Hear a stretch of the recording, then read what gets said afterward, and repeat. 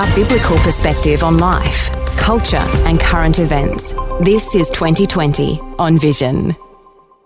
Well, I mentioned 3 short weeks, Donald Trump's presidency, executive orders, and a lot of those orders, certainly the ones we're focusing on around what Christian organisations have been lobbying for years, and yes, they might be happening in the US. There's bound to be ripple effects here in Australia too. And one of those that I do want to pick up, and we will do, is the fact that he's established a White House Faith Office. Well, Greg Bondar leads Every Home for Christ in Australia. He's also the national spokesperson for Christian Voice Australia. Back with us, Greg, a special welcome back to 2020. Oh, thank you, Neil, and Happy New Year to you, my friend. Thank you very much. Hey, Greg, the changes and how they align with what Christians have been lobbying for in the US and here in Australia. What are your overall reflections here? Yeah, thank you, Neil. Look, I went through the executive orders in detail, and it's interesting, you know, Neil, that in 3 short weeks, Trump has achieved more than we as Christian organisations have in the years of all the lobbying. Now, I'm just going to quickly mention the 8, and then we can go back and recap. I've picked out 8 vital executive orders. The first one was, of course, is women's sport. Trump has banned men in competing. The White House Faith Office, which we'll come back to. He's also made an executive order on the United States International Development Aid, and that's very interesting. He's got an executive order on DEI programs. He pardoned 10 pro-life activists, which I'll come back to. And he's now recognised the biological sex issue. And also he's now banned surgical mutilations for children. And finally, he's prohibited federal funding for abortions. Now, they're just 8, Neil, that we Christians have been arguing for years. So, and I have to revisit those as they come up. But isn't it interesting, Neil, that in just 3 short weeks, here is a man that's achieved what we've been trying to lobby for many, many years. I think there's another one to add in there, and an interesting one, fairly recent, or it's not even in perfect conclusion yet, but they've decided that they're going to shut down the Federal Department of Education, and Donald Trump describing it as ineffective, wasteful and dominated by radical leftists. Now, that's a federal level education department in the US, and passing the responsibilities onto the states, putting the responsibility for the education of students in the hands of the states and parents to have some more input into the classrooms. Another one to add to the list, I guess. Absolutely, Neil. Look, we've been arguing, as you know, from a Christian perspective, the important role that Christian parents have on their children's education, and I think that Trump's on the right track. But of course, we need to examine the impact more in sort of greater depth. But a great move again, because education is a key to ensuring that the woke agenda doesn't get a lot of airing. Now, we might just, through our conversation here, we'll talk about Donald Trump, we'll talk about America, but we'll also get some impressions from you on how you think this might be affecting our own politics in Australia, because we've got a federal election coming up, and already a lot of these things are starting to put a wedge between the conservative and the progressive sides of politics here in Australia. Have you been observing anything about the ripple effects as they're affecting us here? Oh, absolutely, Neil. Look, I've had a chat with a few of the politicians in Canberra and in the state as well, but is it interesting that whatever happens in the US will eventually filter through to Australia? It will come to us. So one of the questions we've got to ask ourselves is, will the churches trumpet, the Trump initiative, pardon the pun, because one of the things we've got to do is, and I haven't heard much from the mainstream churches as to the directives that Trump has done. I've heard a lot of negative comment from few of the left-wing woke churches, so to speak, but we should be supporting what Trump is doing to ensure that our Christian foundations are fulfilled. So I'm very much keen to see what the Australian politicians will be doing, and will they piggyback onto the Trump directives in the lead up to the federal election, Neil, because this is a real opportunity for people to sort of gain some ground here.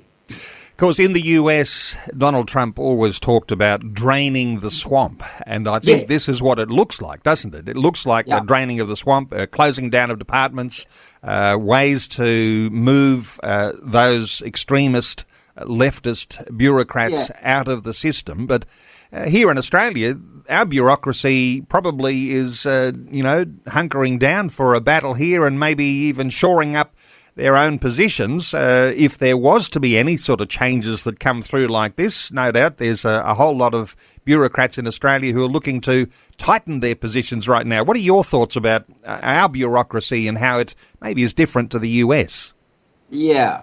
Neil, look, I'm a political animal in many ways. I really value politics, and I see a great connection between church and politics, if I can put it that way. The issue here, Neil, is if I'm a politician and I'm sitting there in Canberra and I look at these directives that Trump has done, and in particular the 8 that I mentioned, if I'm a politician sitting in my office in Canberra, I'd be saying to myself, hey, there could be some real votes in this if I went out to the public arena and said, hey, I'm a politician that will ban women's that will ban men in women's sport. I'll make sure that DEI programs don't infiltrate the colleges and universities. Look, Neil, there's a real value add here for any sensible politician. So I'll be really keen to see how many take up the Trump initiative. Okay, we've been talking a bit about the women's sport issues here on 2020. Let's not spend a lot of time on that. Let's come to this big one, which I think is quite significant, where the role of religion in American governance has taken now a prominent place because Donald Trump has created the first ever White House Faith Office. What are your impressions of him doing that? Yeah. Neil, that is a great question because I am 100% for setting up this particular faith office. Now, Reverend Paula White is a long-time spiritual advisor to Trump, and she was very influential, Neil, in the previous administration. Now, she's been appointed to head this up. Now, the real issue here is, Neil, that with the faith office, it means that anything in terms of legislation will be bypassed, I think, by the faith office. In other words, if a piece of legislation comes forward, I suspect Trump will be saying to the faith office, hey, what impact does this have from a spiritual, biblical point of view on the American evangelical and in particular the religious environment here? So I think that's going to be a real critical office, Neil, because they'll have to use it in terms of drafting legislation into the future. Now, anytime you set up some sort of a faith office, because there's such a diversity of religious opinion around things, Paula White is not without her critics. I did read one article that were criticising the fact that she, at one time, some time back, was aligned with what you'd call the prosperity gospel. And as I understand it, she may have renounced that alignment. But those sorts of things, when you attach yourself to a certain wagon, sometimes those things taint you, don't they? Absolutely. Now, but the old saying, let he who's without sin cast the first stone. I think Paula, is recognised the errors of her way in many ways. But the fact is, Neil, that let's look at the impact rather than the person. The faith office is something that will have an impact on legislation. And mind you, Neil, and I'll go through my correspondence, I recall the first year of Albanese's office, I wrote to the government saying, why don't you consider setting up a commissioner for religion? And I heard nothing back. Okay, well, there may be some impetus for that, depending on who wins the next election, or maybe not even depending on who wins. If there's a push hard enough, that there may be some sort of a faith office established either in our federal parliament or maybe even in our state parliaments, because no doubt there's a faith office that could be established in all of the different governments around Australia. That wouldn't be beyond the pale, would it? It would not. And in point of fact, I am going to, through Christian Voice Australia, as you know, we're writing to all the state governments to say, hey, consider what Trump has done. Would you consider setting up a commissioner for religion, a commissioner for faith, or whatever it might be? Because as I said, when I wrote to Albanese in the first term of his office, saying this would be a great idea, I heard nothing back.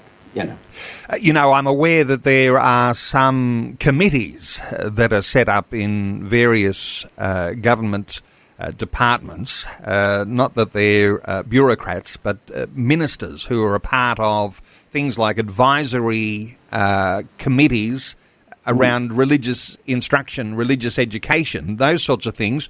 Maybe something like that could be expanded, and you could have a bunch of religious leaders bringing a faith dimension. There's all sorts of ways you can get creative, aren't there? Yeah.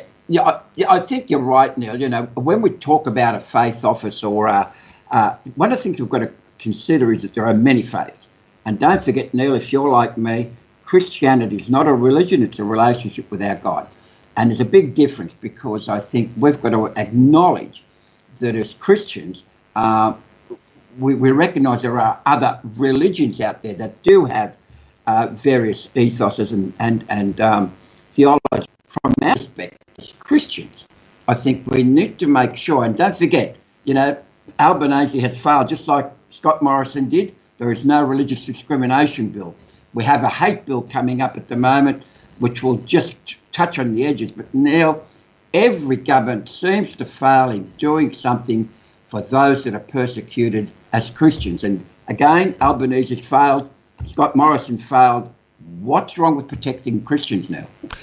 That's right. Let's talk economic pressure for a few moments, because you mentioned in the US, one of Donald Trump's executive orders around the USAID, the United States Agency for International Development. Basically, it's gone, and it was distributing billions to all sorts of causes, and there's been a few of those that have been laughable causes and those sorts of things.